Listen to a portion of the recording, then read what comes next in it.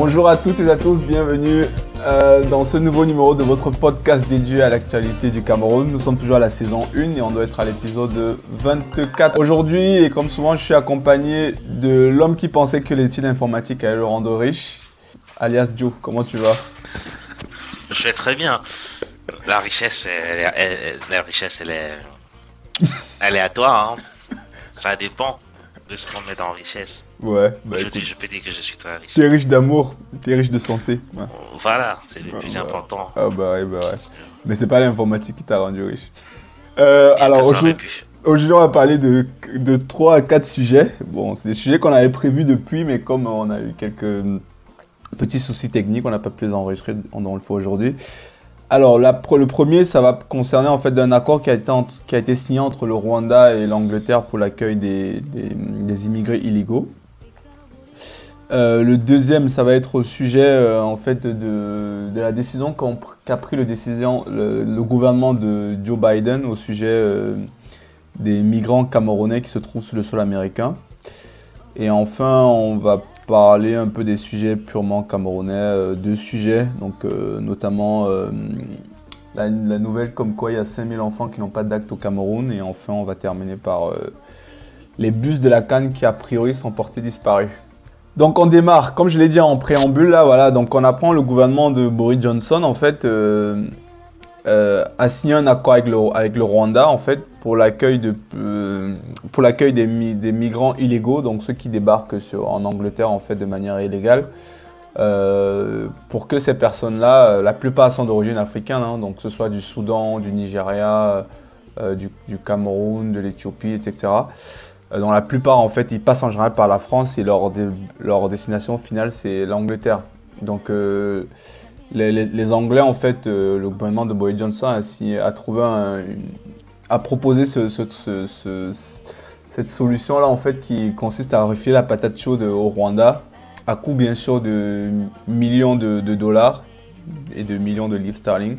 On parle d'un accord de 120 millions de livres sterling, en fait, qui ont été signé entre les deux pays, en fait.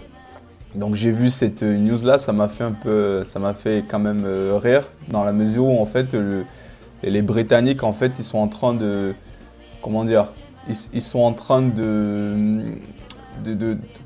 vraiment refier la patate chaude en fait au gouvernement, au Rwanda en l'occurrence, et ne pas pouvoir traiter le vrai problème de fond en fait, parce que là, en gros voilà, les gens vont arriver, on va les débarquer là.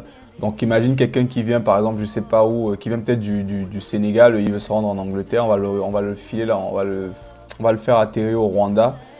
Et au passage, le Rwanda, c'est pas réputé pour être un pays où les minorités sont bien accueillies. D'ailleurs, c'est un accord l'accord a été signé et maintenant, sauf que maintenant il y a les députés, donc la Chambre des représentants en Angleterre là, qui ont hurlé en fait, donc il y a un gros mouvement de contestation qui est en train de se mettre en place par rapport à cette mesure-là. Donc Joe, je te passe la parole. C'est quoi ton sentiment, toi, sur la chose? Avant que moi je revienne. Moi, je me dis que c'est purement politique. Hein. C'est purement politique. Boris Johnson, quand il accède au pouvoir et qu'il arrive au 10 Downing Street, il promet de contrôler l'immigration. Ouais. Comme toujours, hein, ils font tous des gros slogans. Et maintenant, quelques mois avant les élections locales, il faut qu'il fasse un coup de com', il faut qu'il fasse quelque chose pour prouver qu'il veut vraiment contrôler l'immigration. Et là, il signe un accord avec le Rwanda pour 144 millions d'euros. Ouais. Et le Rwanda qui accepte de recevoir ces gens-là, et s'ils veulent s'installer définitivement, qu'ils s'installent au Rwanda de façon permanente. Ça, c'est. Voilà. Sachant que quelqu'un qui quitte l'Afghanistan et qui veut aller au. Bah ouais. tu as beau lui proposer de s'installer au Rwanda, il va jamais accepter. Et c'est ça qui est drôle, en fait, c'est que c'est pas. Au début, je m'étais dit que ça ciblait que les Africains, en fait. Mais dans l'article, non, c'était vraiment tout le monde, quoi. Tous les immigrés. Oui, c'est tout le monde. Il dévoie à quelque sorte le droit d'asile. Ouais. Pour dissuader des gens qui viennent pour dire. Oui, ça va être. Je pense que c'est surtout. Vous allez attirer le Rwanda. Cette dissuasion, le Rwanda qui n'est moi, pas je connu pense pour être que un modèle démocratique. Mais moi, je pense que ça. Je veux dire, c'est juste comme tu dis là, c'est juste un effet d'annonce. Parce que dans les faits, c'est pas ça qui va dissuader les gens. Hein. Ouais. Je peux t'assurer que les mecs qui vont arriver sur place, ils vont toujours trouver le moyen de faire des scandales. Et je suis sûr qu'il y a aussi les ONG, les associations. Voilà. Quand ils vont apprendre que. Imagine ils ont réussi à rassembler allez, 300, 400 immigrés illégaux. C'est convenu que à une date précise ils vont aller, ils vont être rapatriés. Je suis sûr qu'il y a les ONG qui vont arriver. Ça va faire un gros tollé que voilà. Bon, pour le Rwanda, c'est tout bénef. Hein. Ils gagnent 120 millions de dollars comme ça. Voilà. Ils savent de toute façon que ces gens qui vont arriver à un moment donné, ils vont pas rester au Rwanda. Sauf si c'est des gens qui quittent du Rwanda. Mais quelqu'un qui vient, je me prends l'exemple, moi, Camerounais, je me retrouve en Angleterre, on me dit tu vas au Rwanda, mieux je rentre dans mon pays. Hein. Et je pense que Bah ça oui, va être. non, le Rwanda est dans une opération. C'est bizarre, c'est difficile à dire, mais Ouais. Bah en pour fait, eux, parce que vu c'est de. si pourquoi, c'est Ouais. si pourquoi. On va très peu dans quelques détails, parce que les pays refusent généralement de renvoyer leurs propres ressortissants. Quand on arrête un migrant, il va jamais donner sa nationalité. Ben, bien sûr. Et quand bien il donne sa nationalité, le pays refuse de le renvoyer chez lui, tu vois. Bah, parce qu'il y a de l'argent, qu'est-ce que tu vas faire de lui? Enfin. Oui, on propose même de l'argent au pays, mais des pays comme le Mali, ils vont jamais extrader leurs migrants, rapatrier leurs migrants, ils refusent toujours. Ouais. Le Sénégal, ils vont refuser, des pays, le Cameroun, ils vont pas accepter. Du coup, la parade, c'était OK, on va vous envoyer dans un seul et unique pays avec qui on aura un accord. On cherche pas à avoir un accord avec 53 pays. Et après, On sur cherche à place, avoir un accord avec débrouiller. un seul pays et après débrouillez-vous sur place. C'est qu'on refoule un petit peu de la merde au Rwanda, Ouais. qui est dangereux aussi parce que tu risques de te retrouver sur ton sol avec une certaine catégorie de population qui n'a pas la même histoire, qui n'a Exact, pas, hein, ça va créer des. voilà. Et après, on va se plaindre que on a déstabilisé une région. C'est des choses comme ça qui peuvent aussi déstabiliser la sous-région. Mais je me dis, c'est un Kagame qui est forcément derrière. Lui, il signe ça comme ça, c'est. Je sais Mais pas. Kagame, il s'en fout. Ouais, je me demande Il quelle est veut la plaire, logique derrière. il veut plaire. Oui, je pense que c'est surtout ça. Il veut beaucoup plaire, beaucoup séduire. Ouais, il veut séduire le monde saxon parce qu'il s'est fâché avec la francophonie et tout. Ouais. Ouais. Bon, écoute, on observera, on verra ce que ça va donner. De toute façon, c'est une mesure, je pense que le temps que ce soit voté, qu'elles arrivent tôt, bon, il y en a encore pour 6 mois, un an peut-être. Bon, on essaiera de suivre ça. On enseigne avec le sujet 2, c'est toujours au sujet des migrants, c'est drôle ça, et toujours avec un pays anglo-saxon. Donc là, maintenant, c'est les États-Unis. Donc le gouvernement de Biden a décidé en fait d'accorder un visa temporaire de un an et demi par là. Et ce visa temporaire donnera le droit aux Camerounais de pouvoir travailler sur place. Donc vraiment qu'aux ressortissants camerounais en fait. Et ça fait suite parce que le gouvernement américain a, comment dire, a validé le fait que le Cameroun maintenant c'est un État, enfin, c'est un pays qui est en guerre.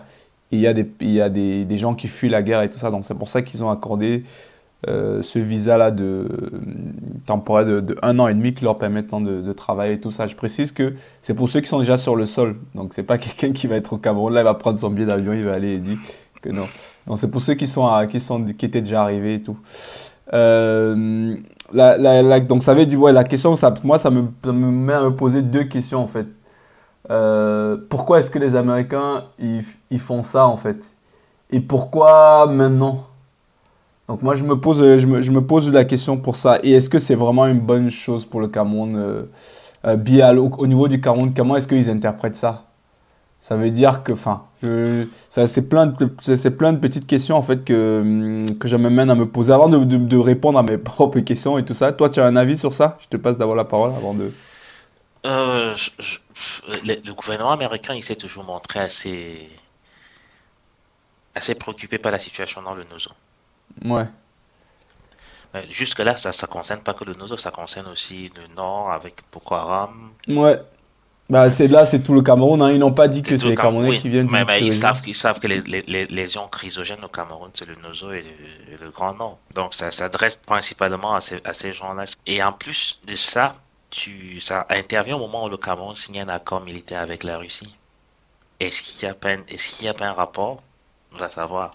Ah, Encore forcément. que Tibor Nagui, le sous-secrétaire d'État américain, chargé des affaires africaines, il a tweeté l'autre jour, voilà, le Cameroun signe un accord avec la Russie et la France, sous le regard de la France et des États-Unis. Il a mis en bas, c'est une bonne chose pour les ambazoniens. Bon, ça, c'est un autre truc qu'on discutera, mais je trouve que moi, je trouve que c'est une connerie pour le Cameroun de faire ça maintenant, là. Je sais pas. Mais après, voilà, ça c'est. Je me dis, est-ce qu'il y a un rapport, est-ce qu'il y a une cause à effet? On Ouais. ne sait pas, peut-être, ça peut avoir un lien. Après, maintenant aussi, on se reconnaît que le Cameroun est une zone chrysogène, reconnue maintenant comme pays en guerre. Bon, en fait, j'ai aussi appris il y a des ONG et des ONG qui ont été arrêtés dans les expatriés. Tu sais, les ONG qui vont dans les conflits de guerre et qui soignent les blessés de guerre et des deux camps. Donc, j'ai appris qu'il y en a qui ont été arrêtés avec l'argument comme quoi ils soutenaient en fait les ambazoniens, les rebelles, si tu veux, parce ils ont apporté des soins médicaux et tout ça. Et on parle pas des Camerounais, on parle vraiment tu vois, des Européens, des Américains et tout ça. Je me dis c'est peut-être aussi une conséquence de ça. Et ça aussi, je me pose la question, pourquoi est-ce que le gouvernement camerounais fait ça? Si je veux dire, comment dire, c'est Après, chercher le bâton. c'est une zone de crise. Ouais. On ne peut pas réellement savoir ce qui se passe. Peut-être, ça se trouve qu'il y a des choses aussi qui sont faites. On connaît parfois des ONG qui arrivent en Oui, bien Afrique sûr. avec des très bons. Mais après, qu'est-ce qui se passe par la suite? C'est sûr que c'est une zone de crise. On n'a pas toute la vérité. On ne Ouais. peut pas condamner de prime abord ce qui se passe sans se faire sa propre idée. C'est vrai qu'il y Mais a des tu te doutes exactions bien que d'un côté comme de l'autre. quand tu vas mettre en prison ou, les Ah bah oui, ressortissants de ces pays-là, ils vont pas évidemment. laisser. C'est la loi malheureusement, c'est la loi du plus fort. Mais Et le Cameroun défend son territoire et son intégrité aussi. Après, si je me dis que aux États-Unis, si tu arrives aux États-Unis avec une ONG et que tu mets en péril l'intégrité américaine, pour moi, ils c'est... vont, ils Ouais. vont, ils vont, ils vont pas te servir le café. Ouais. Pour moi, tu peux dire, voilà, ils ne viennent pas. Enfin, mais après, c'est les lois et conventions internationales. Je crois pas même pas que tu C'est as le les droit. conventions Ouais. internationales, oui, c'est un peu chaud parce que Tu peux pas dire que vous ne venez pas, je voilà. veux pas, ouais, Et quand tu vois les exactions qui se passent de ce côté, tu vois comment des populations se font tuer et autres, que ce soit d'un côté comme de l'autre, hein. ouais, Tu te dis, si on doit condamner, qu'on condamne tout. ouais. Bah, je pense que, ouais, tu vois, ça doit être, je pense que tout ça fait partie de ce truc-là, en fait. Parce qu'ils ne sont pas levés Mhm. comme ça. Ça veut dire qu'ils ont sans doute eu des preuves Il que va c'est savoir s'il n'y a vraiment pas un beaucoup plus plan, s'il n'y a pas critique, un en fait. plan aussi. Parce que les services de renseignement américains, ils sont vraiment très, très performants. Ça veut dire que vraiment, Biden a dû être informé qu'il se passe vraiment des choses terribles là-bas. Euh, Ou bien qu'il y a des choses qu'on pourrait faire. ouais. Enfin, Oui, ou, oui. Oui. ça. Et la question aussi derrière que je me pose, c'est une fois que les personnes à qui on va donner le visa temporaire là, pour pouvoir travailler, tout ça, après, au bout d'un an, qu'est-ce qui se passe? Bon, ça c'est...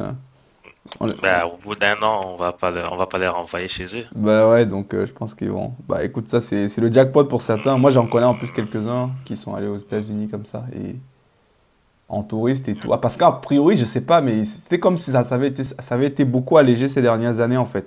Que depuis le Cameroun, tu pouvais demander le truc pour le visa, enfin une invitation, quelqu'un t'invitait sur place. Tu pouvais arriver facilement aux États-Unis en fait. Il n'y avait pas beaucoup de contrôle sous tu avais une invitation. Bon, C'est bien. bah tant mieux pour ces personnes-là, hein. Bah écoute. Bon, on enchaîne avec le sujet, les deux derniers sujets. Bon là, on va parler purement Cameroun. Alors, le premier, on apprend qu'il y a 500 000 enfants. Donc c'est un article qu'on a publié sur le site 237story.com. Qu'il y a 500 000 enfants qui n'ont pas d'acte de naissance au Cameroun. Et je t'avoue, j'ai lu ça m'a fait vraiment rire, quoi. Je me suis dit, en fait, l'article qui sert à rien. Pourquoi ça sert à rien? Il dit que ça sert à rien. Parce que c'est un fait, quoi. On le sait très bien. Dans les villages, dans les zones rurales et tout ça. Et je pense que c'est même beaucoup plus que ça. Ah ouais. Il y a plein de gens qui naissent, voilà, l'acte de naissance n'est pas établi. Et je me dis, c'est quand même un peu, comment dire, et c'est quand même, c'est bien, je me dis, c'est bien qu'on en parle quand même, mais c'est quand même triste qu'en 2000, on est encore en 2022, 22. on est encore à ce genre de problème là en fait, tu vois. C'est quelque part, je trouve que c'est quand même un échec Ouais, je veux dire, c'est quand même un échec de ceux qui ont les pouvoirs, quoi, de la politique camerounaise, quoi. Qu'aujourd'hui, des jeunes, voilà, ils n'ont pas d'acte de naissance, quoi. Mais ça touche les populations les plus fragiles. Ouais. J'écoutais un témoignage du docteur Ebele, qui est un docteur qui fait un chirurgien qui fait un magnifique travail au Cameroun. Et qu'il arrivait parfois à des endroits où des enfants ne pouvaient pas aller à l'école juste parce qu'ils n'ont pas de date de naissance, ou bien qu'ils arrivaient jusqu'au CM2, ils ne pouvaient pas composer parce qu'ils n'avaient pas de date de naissance. Bah oui. Et qu'il se trouvait dans... Il était très mal pris, il ne savait pas quoi faire. Et ça, c'est pas que grand nom, c'est vraiment 500 000, c'est sous-estimé, je crois. Oui, moi je suis, Il y a beaucoup plus. Bah oui. Même comme on a dit, c'est vraiment simplifié. Mais avec les lenteurs administratives et les lourdeurs, la corruption qu'il peut avoir, beaucoup de gens se disent... Mais là, on parle vraiment d'actes de naissance, quoi. Sachant que ce truc, enfin, les actes de naissance au Cameroun, si t'as pas d'acte de naissance, ça te complique plein de choses, quoi. Tu pourras pas avoir de papier et tout ça. Et derrière, tu vois, après, tu vois, un enfant qui n'a pas d'acte de naissance et tout ça. Après, on va se plaindre qu'il y en a, notamment, je prends le cas des footballeurs, parce que c'est le cas qu'on en parle souvent. On va se plaindre après que les gens ils font des faux actes et tout. Ou bien que les gens... Parce qu'on n'a pas un fichier... Oui, quand toi déjà tu ne mets pas de valeur sur ça, tu ne dis pas que c'est quelque chose qui est important, qui est indispensable, c'est quelque chose que tout le monde doit avoir et tu ne mets pas qu'il n'y a pas les moyens pour pouvoir même contrôler et faire en sorte que tout enfant qui naît puisse avoir un acte de naissance et informer aussi la population, les parents, que c'est vraiment important que les enfants puissent avoir leur acte de naissance. Pour ces enfants-là, pour ces familles-là, ils considèrent en fait que c'est rien, quoi. C'est un bout de papier, donc on peut mettre après l'âge qu'on veut, quoi. On peut créer un nouveau et tout ça. Un message que tu envoies en fait à ta population qui dit que voilà, les actes de naissance, au final, c'est pas quelque chose en somme de très important. Tu pourras le faire. Et pourtant, on te le demande pour faire tout. Oui, pourtant on te le demande tout faire tout, quoi. Et ouais, moi je trouve quand même c'est quand même ridicule quand même qu'on avec une ONG, on s'est attaqué à ce problème, ça nous a coûté pas mal d'argent parce que c'est pas vraiment simple. Ouais. C'est vraiment pas simple. Ça coûte de l'argent, ça nous a coûté pas mal d'argent. Bah, il faut peut-être simplifier. Il faut simplifier. L'État refuse de te faire la gratuité sur ça. Ouais, ça c'est combien? Je sais plus le coût. Je crois pour un enfant, ça nous revenait à 10 ou 15 000. Tu vois, donc dans les populations rurales, c'est une fortune pour eux, quoi. C'est une fortune. Et c'est une fortune, ils vont pas le faire. Ça doit être gratuit. Ça doit être gratuit, ça. Naturellement. Enfin, c'est un truc.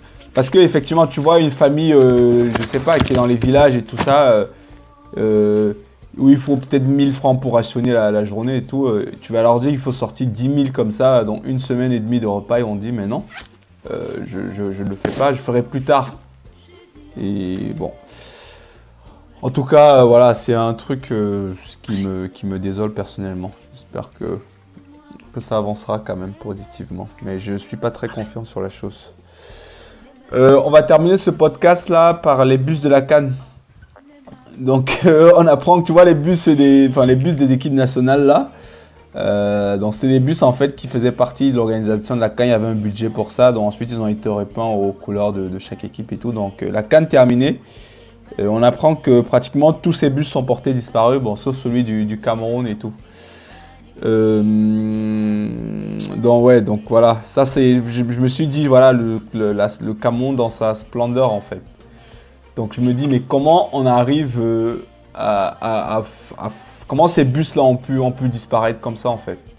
Les gens ils n'ont vraiment plus peur des sanctions, ils n'ont vraiment plus peur comment on dit, de Konengi, comme on dit, quoi.